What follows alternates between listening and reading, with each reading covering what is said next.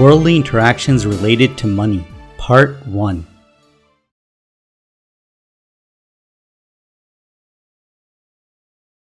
Jai Satchidanand.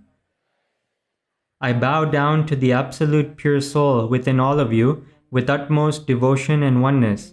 My salutations, my salutations, my salutations. Jai Satchidanand. Today, we will talk about what Dada has said regarding the subject of the worldly interactions of money. Dada has spoken so much that it was able to fill as many as 550 pages. Additionally, he has uncovered the established principles of worldly interactions.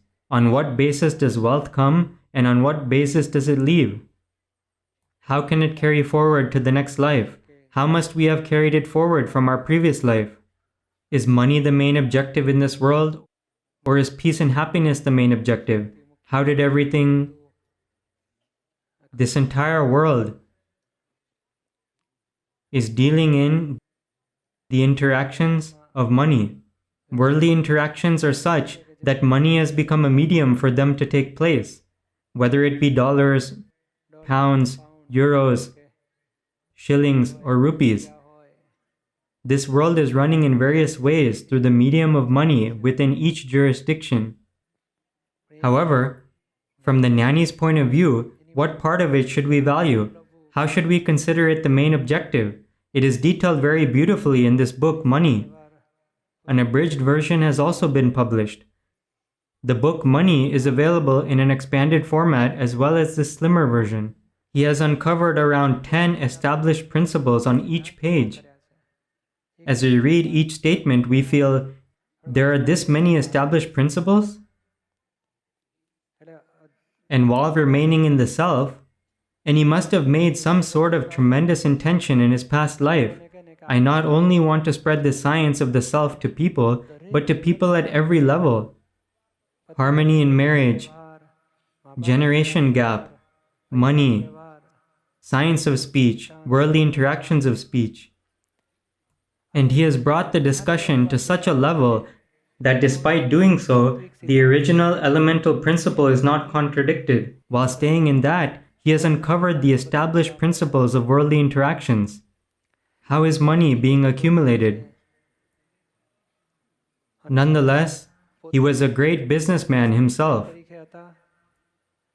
He used to say, from a young age, I never had the slightest greed, thought, or desire for money. He must have made hundreds of thousands in business, yet he didn't have the desire to earn. Therefore, it was tremendous that he, being a self-realized person in the absolutely detached state, how one can remain absolutely detached in life's worldly interactions between husband and wife, parents and children, or with regards to money. And he was able to prove it. He can say with confidence, based on his experience, that the worldly life is not a hindrance on the path to liberation. Women, a wife, children, parents, a business, or wealth are not a hindrance. Yes, when is it not a hindrance? Dada says it is when the understanding is set internally, and that understanding was given to the world after he had experienced it every step of the way. Therefore, each of his talks are spectacular, that in our current era of the time cycle called Kali Yuga,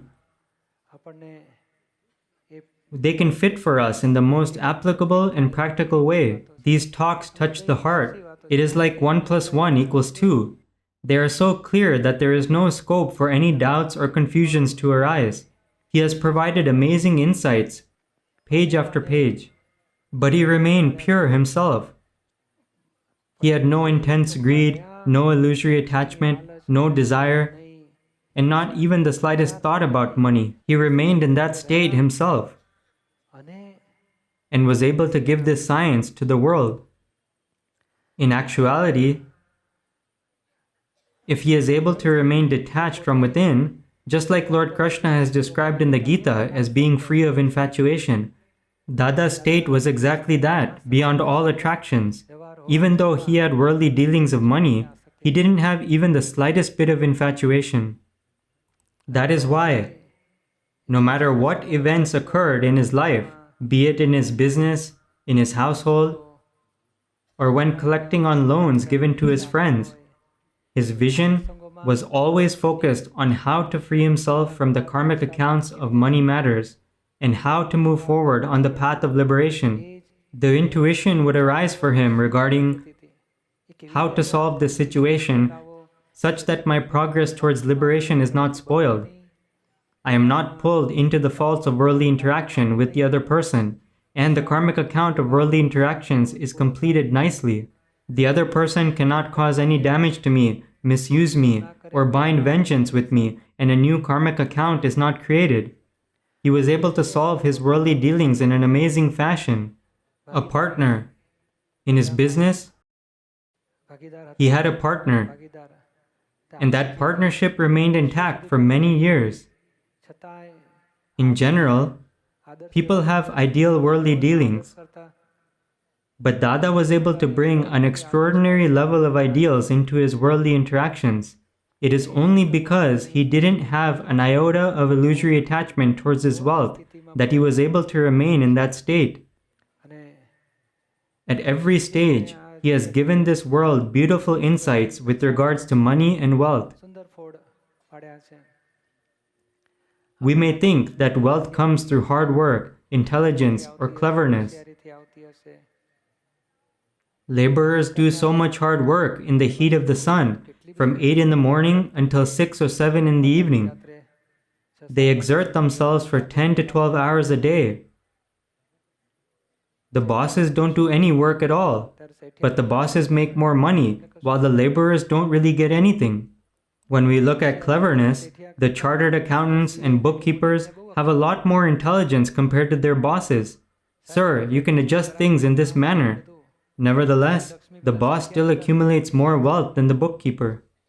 So Dada says, wealth does not actually come through intelligence or hard work. It comes based on merit karma from the past. If one has practiced religion, helped others, made donations, or given any happiness to others in his past life, then merit karma is bound, and wealth continues to come as a result of the merit karma.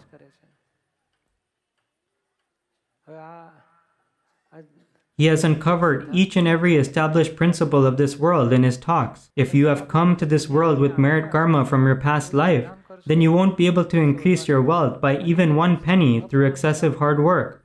It won't increase even if you are immoral or dishonest. And if you are careless about money and don't think about it, then it won't decrease either. On the other hand, which direction should people go towards?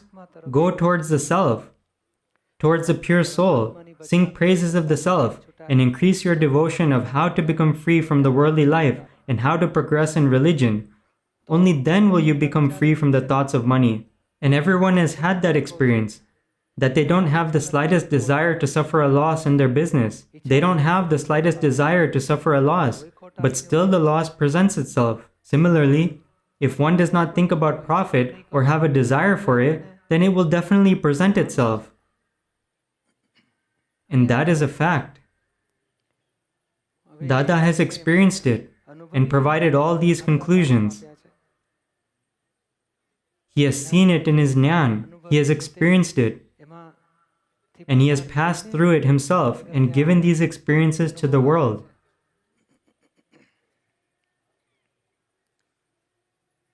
So for wealth, just like there is Goddess Amba, we have established Goddess Lakshmi as well. Goddess Saraswati is considered the goddess of speech. Goddess Lakshmi is considered the goddess of wealth. And Goddess Amba is considered the goddess of the non-self, naturalness, and the original energy force. If there is naturalness of the mind, speech, and body, then Goddess Amba remains pleased. Similarly, the one who does not steal through his mind, speech, or body, he has the favor of Goddess Lakshmi in a tremendous way. There should be no stealing through the mind either. When is one born into a good family? It is when gross thefts of the body come to an end, such as stealing things. When all those gross thefts come to an end, that is when one is born into a good family. And what is a subtle theft? It is when one tricks another person, uses his intellect, or commits fraud. He will stretch the cloth so he can charge more. Those times have gone. But products are adulterated, their quality is reduced, and they are sold fraudulently. Items are swapped before delivery, they are measured and weighed incorrectly. In cloth, they reduce the thread count by 1. When extrapolated over 500,000 meters of fabric, there is a certain amount of savings. The human intellect has found various ways to misappropriate a product, while figuring out ways to increase the inflow of wealth. They are the tactics of the intellect. These are considered subtle thefts. For those whose thefts through the mind, speech, and body come to an end, wealth comes to them automatically. Dada used to say, people consider Lakshmi and Narayan a couple. Just like Shiv and Parvati, Lakshmi and Narayan are considered a couple. If people worship Lakshmi, meaning wealth, instead of Narayan, meaning God, then how would Narayan be happy? On the other hand, if you worship Narayan, then Lakshmi will continuously come on its own as a byproduct. That's why Dada had kept the worship of the self the main priority of his life. He maintained this day and night for years, not only years, but for his entire life. Therefore, wealth was constantly coming to him. He himself says what the correct proportion is. It should not be a shortage or an abundance. Abundant meaning, if there is too much weight in your body, it will cause swelling. That is called an abundance. And if your body is weak and you lose your breath and faint after walking half a kilometer, that is called a shortage. Therefore, both of these are harmful to the body. Similarly, if there is a shortage of money, that is harmful. If there is an abundance, then that is also harmful. What is the harm of having too much? Protecting it is very burdensome. The son-in-law will demand, give me 50,000. A friend will say, give me 100,000. If you keep on having to give to everyone, it will cause inner turmoil. Protecting it is a problem. Spending it is a problem. Gathering it is a problem. Therefore, an abundance causes problems, and a shortage also causes problems. There should be normality. However much you need at that time, the rule is such that if you don't think about it, wealth will come whenever it is required, and worldly interactions will get completed. If there are subatomic particles for bitter gourd within, then bitter gourd will come in your plate. Similarly, one has a karmic account with the subatomic particles of wealth, a karmic account of touch. Whatever is necessary comes together. What causes pain? It is greed. Anger, pride, deceit, and greed are what brings about suffering. The body has brought with it the karmic account of wealth for its entire life. And it's not really an account of consuming wealth. It is an account of experiencing pleasure and pain. It's not an account of how much wealth one consumes, but how much pleasure or pain one experiences. The ego experiences pleasure and pain. Wealth is just a medium for that. No matter how much money one has, if he suffers an attack and becomes paralyzed, how much difficulty would there be? How much pain would he experience? Money cannot reduce any of that. Why is that? It is because he has the karmic account of experiencing pain. So the main thing is how much pain and pleasure must be experienced. And how did it come about? In the past life, one gave happiness to others, helped others, and had good intentions for others. This caused him to bind merit karma. And the fruit of that merit karma is that he is able to experience happiness as he wills. That fruit comes through the medium of money. So this makes people believe that money is how everything is obtained, that one can obtain sexual pleasures, food, means for travel, and other enjoyments. But wealth is not really the main thing. We see many young children. From the time the baby is born, he is considered the owner of 3 mills, a factory, a showroom, and a warehouse. He will aimlessly say, This is my warehouse. My father goes to the factory every day. He takes care of the business. If we ask him, what do you do? He will reply, it's mine.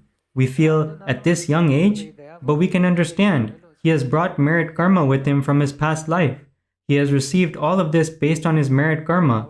It is not based on know-how or hard work. It is based on merit karma, and he enjoys it as well. Now this wealth is due to the merit karma that was bound in the past. Now we are enjoying its fruits. Now at this time, what sort of karma is being bound is all that is important. At this time, the only thing that is important is what sort of new karma is being bound. The scripture writers have said this, and so has Dada. There are two types of merit karma, Papanubandhi Punya and Punyanubandhi Punya. If one has Punyanubandhi Punya, then limitless wealth comes, but at the same time, internally, there is peace and happiness along with thoughts of religion. At the same time, one makes donations and helps others. There is the noble use of money. So there is peace and happiness when enjoying it, there is peace and happiness when spending it, and there is peace and happiness when it is being received. There is Punyanubandhi Punya in every way. One is enjoying wealth as a result of merit karma, while simultaneously, he is binding new merit karma. Most of what we experience during the current Kali Yuga is wealth derived from Papanubandhi Punya. It is such that it binds demerit karma, while wealth continues to come on the basis of past merit karma. One may have a bungalow, a car, a factory, jewelry, and money. He may have it all, but internally he thinks, I will take something which is not mine. I will enjoy that which belongs to someone else. I will defraud someone. How can my money increase? And how can I make my purchases cheaper? Sell things at a high price, but reduce the cost of production. His internal machine is working extremely hard day and night. So those thoughts of taking something which is not mine, enjoying that which belongs to someone else, even by defrauding others and using corrupt means, is what causes demerit karma to be bound. And merit and demerit karma, so in this way, he is enjoying the fruits of his merit karma and binding new demerit karma at the subtle level. The fruit of that demerit karma is that he will definitely have to go from a two-legged being to a four-legged being. So like this, based on one's merit and demerit karma, new karma is bound, while the past karma is being enjoyed. Many times, when there is a profit, it is the result of merit karma, while when there is a loss, it is a result of demerit karma. There is no need to feel bad when you experience a loss. Day always follows night. When this ends, the circumstances of profit will come together. However, at the time of a loss, one has such bad intents that he ruins his next life. If one becomes elevated at the time of a profit, then that is dangerous. If one turns towards negativity at the time of a loss, then that is also dangerous. One has considered wealth to be everything. Due to that, the value of the self has been destroyed. And if one simply sets this understanding that all of this is the fruit of my karma, for example, if we have deposited 2.5 million in the bank, then we spend 2,000, we spend 5,000, we withdraw another 25,000 and spend that. We can go to the bank and get 100,000 or 50,000 whenever we want, right? But we can only use what we had deposited. Then you may say, the people at the bank are no longer giving me any. The bank employee will say, there is only 500 remaining in your bank balance. There is no more left, so you won't receive any more. Similarly, in the bank of nature, deposits have been made in the form of merit karma, which is why one is able to enjoy wealth throughout his entire life. So right now, should we be paying attention to how much is being spent or to what is being deposited? Similarly, in our lives, wealth is a fruit of our merit karma. So earn merit karma. Save up merit karma and go deposit it in the bank. Then in the next life, there will be an abundance of wealth. And in this life, wealth is indeed coming. So we are using our merit karma from our past. Just as a farmer ripens seeds of a grain, he has bags filled with them and he keeps using them. What they actually do is they keep a portion of that separate. They keep about 10 to 15% of the grain separate, which can be used to seed the farm in the next year. So out of the stock, a portion is sold, a portion is kept for the home, and a portion is kept to seed the next year's crop. Similarly, we should keep some of our wealth as a seed for our next life. For example, 5 to 10%. Many religions have these arrangements, and these talks are also in the scriptures, that 5% should be spent for religion and 5% should be spent for others. Let 10 to 12% be used for the benefit of others. Using it for yourself or for your family is not considered using it for others. In order to gather merit karma, give 5 to 10% towards religion, the poor, or education. It could be as a donation of food or medicine. There is also Jnandan, which can be done by giving to a temple of Simandar Swami, or getting books of Jnan printed, or this huge event that is going on. Someone may have the intent and give a donation. That is considered Jnandan, and Jnandan carries forward to the next life. All types of donations do. In this way, wealth is carried forward. Otherwise, if one believes that he is spending it, but if he ends up spending his entire life without donating any for the benefit of other people, or for the salvation of others, or to help others, and does not leave any as a seed for his next life, and just eats it all, then there will be a shortage in the next life. Many commit fraud and corruption. Don't some people take 2.5 million or 5 million and not return it? They will be in a situation where they won't be able to find a job in their next life. So the world is in the form of justice. However much wealth you use for religion, or for the happiness of others, or for a good cause, as a result of that, in this life, you will easily receive wealth, as the fruit of merit karma. If we maintain these established principles in our awareness, that this is the result of merit karma, and that the new efforts we make today will bind new karma, then we should bind such karma that, and if we try to progress towards the self, or even in religion meaning intents, not rituals. It is called the virtuous internal state of being. For example, I don't want to hurt anyone. I want to give happiness to others, serve others, help others, and donate. Otherwise, if we make progress towards the religion of the self, for example, I want to understand the self. What is it? How is it?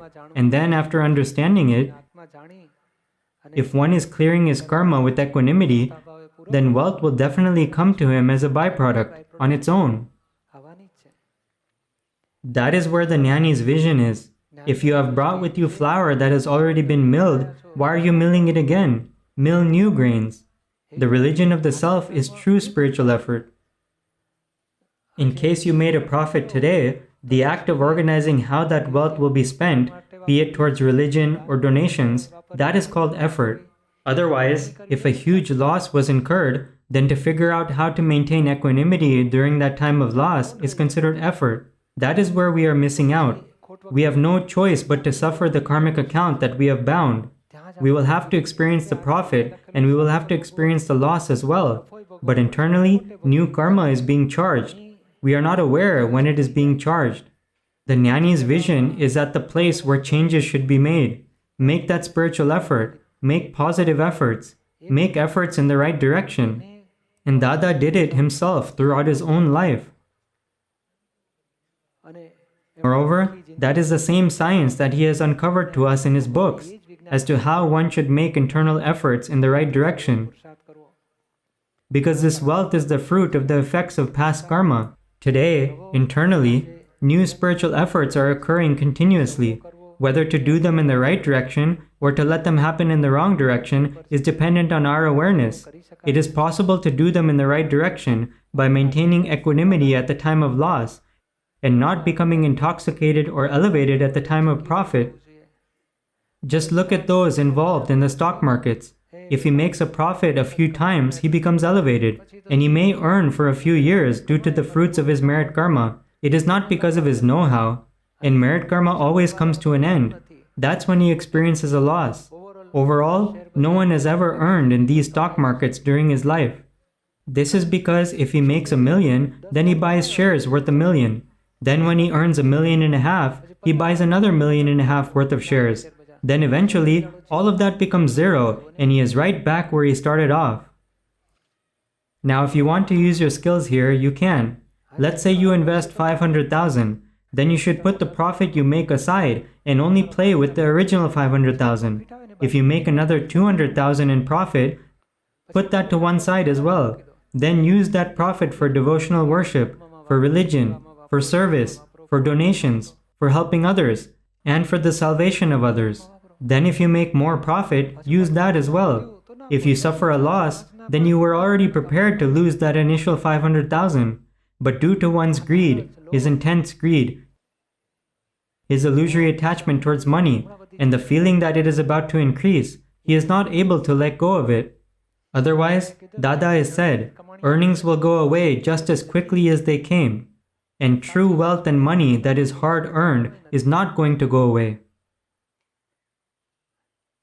So these are all the established principles related to money, related to how money comes and goes, and related to how wealth comes and goes. If we have that understanding of the established principles, everyone should have that understanding. Truthfully, money is not the only direction for us. There are the worldly interactions between husband and wife, between parents and children, and of wealth. In a business, if you have become a boss, how should you interact with your employees? If you are an employee, how should you interact with your boss? How should you interact with your colleagues? There is some sort of worldly interaction at every step of our lives. And within that worldly interaction, we need to understand how to live with the goal of liberation. Otherwise, no one has ever become happy by living their worldly life with worldly goals. In addition, one has to carry the baggage of karma with him to his next life. Human beings need to understand this goal of life. Their entire life, from the moment that they were born until the moment that they will die, is filled with dependency, and they have no authority over it. Understand the effort that is needed to improve your next life and start it. Otherwise, this will be one more addition to the infinite lifetimes that have already been spoiled.